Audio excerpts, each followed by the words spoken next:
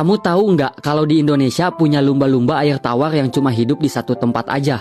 Bukan di laut tapi di sungai. Namanya pesut mahakam. Dan sedihnya hewan ini sekarang nyaris punah. Pesut mahakam itu bukan lumba-lumba biasa. Dia hidupnya bukan di laut kayak lumba-lumba pada umumnya, tapi di Sungai Mahakam, Kalimantan Timur. Cuma di situ doang, nggak ada di tempat lain di dunia. Bayangin, satu-satunya di dunia dan cuma kita yang punya. Tapi sekarang jumlahnya tinggal dikit banget, diperkirakan cuma 60 ekor.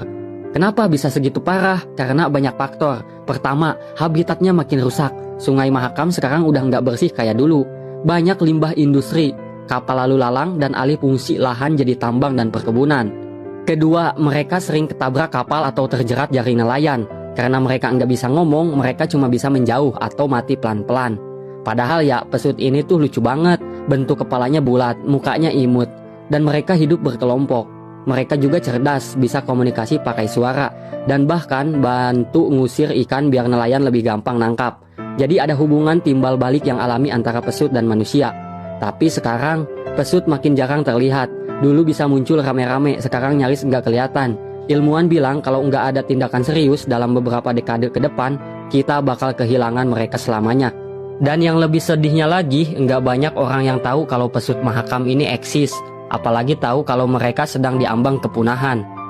Pesut mahakam itu bukan sekedar hewan langka, tapi simbol alam Kalimantan. Simbol Indonesia. Kalau mereka punah, itu bukan cuma kehilangan satu spesies, tapi juga kehilangan warisan alam kita sendiri. Punahnya pesut bukan hanya soal kehilangan hewan, tapi alarm bahwa kondisi sungai kita sedang tidak baik-baik saja. Dan kalau ekosistem sungai rusak, pada akhirnya kita juga yang akan terdampak. Nelayan kehilangan mata pencaharian, air makin tercemar, dan bencana ekologi makin sering terjadi. Jadi penyelamatan pesut mahakam bukan tugas para ahli atau pemerintah saja. Ini tugas kita semua, karena penyelamatan mereka juga berarti penyelamatan diri kita sendiri dan generasi setelah kita.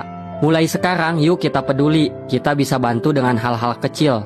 Kayak share video ini biar makin banyak orang tahu. Dukung program pelestarian, kurangi sampah plastik dan suarakan pentingnya sungai yang bersih dan aman untuk semua makhluk hidup, termasuk pesut mahakam. Kalau bukan kita, siapa lagi? Kalau bukan sekarang, kapan lagi? Kalau kalian suka dengan konten ini, jangan lupa dukung terus akun ini. Caranya follow. Semoga bermanfaat. Terima kasih.